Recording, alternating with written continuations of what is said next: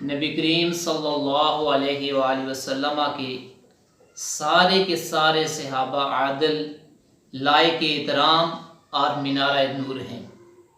تاہم وہ صحابہ اکرام جو شرف صحابیت کے ساتھ ساتھ علم و فقہ میں بھی دسترس رکھتے تھے، وہ نہایت ہی لائق تکریم اور قابل تقلید تھے۔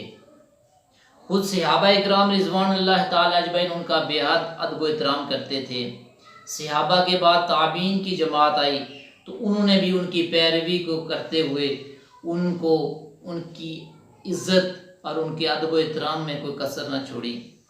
ایک مرتبہ حضور علیہ السلام کے دو صحابی حضرت عبداللہ بن بشر اور عبید اللہ بن بشر رضی اللہ تعالیٰ عنہما اپنے مکان میں تشریف فرما تھے۔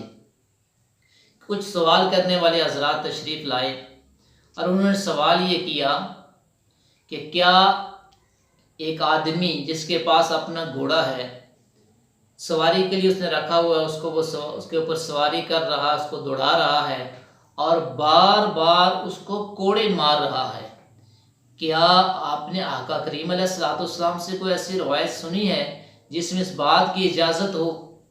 تو دونوں بھائی تھوڑی دیر کے لیے خاموش ہو گئے۔ غور و فکر کے بعد انہوں نے کہا ہم نے کوئی ایسی روایت نہیں سنی ہے۔ اندر سے اسی اثناء میں اندر سے ایک خاتون کی آواز آتی ہے جس نے کہا آپ کیسی بات کر رہے ہیں؟ اللہ رب العزت تو خود قرآن مجید میں ارشاد فرماتا ہے وَمَا مِن دَابَّةٍ فِي الْأَرْضِ وَلَا طَائِرٍ يَطِيرُ بِجَنَاحَيْهِ إِلَّا أُمَمٌ أَمْثَالُكُمْ۔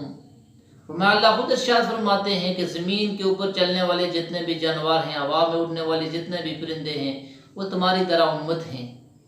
جس طرح تم باعثیت امت قابل رحم ہو، جس طرح تم باعثیت انسان قابل عزت ہو، ایک دوسرے کی عزت کرنا، ایک دوسرے پہ اوپر رحم کرنا تمہارے اوپر لازم ہے، اسی طرح زمین کے اوپر چلنے والے جانور ہوں یا ہوا میں اڑنے والے پرندے ہوں، ان کے اوپر بھی ظلم کرنے کی کسی کو اجازت نہیں ہے، ان کے ساتھ ناروا سلوک کرنے کی بھی کسی کو قرآن اجازت نہیں دیتا ہے۔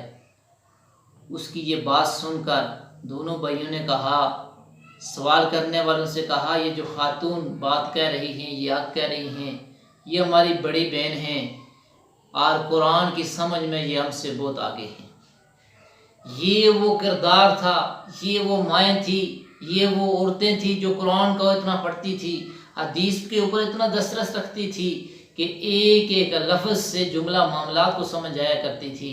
اور پھر انہی ماؤں کی کوکھ سے جنم لینے والوں میں حضرت خالد بن ولید ہیں، حضرت انس بن مالک ہیں، حضرت عبداللہ بن مسعود رضی اللہ تعالیٰ عنہ جیسی ہستیاں ہیں۔ اس لیے کہ جب کردار قرآن و حدیث کے سانچے میں ہوتا ہے تو پھر اس کا اثر آنے والی نسلوں کے اوپر بھی رہتا ہے۔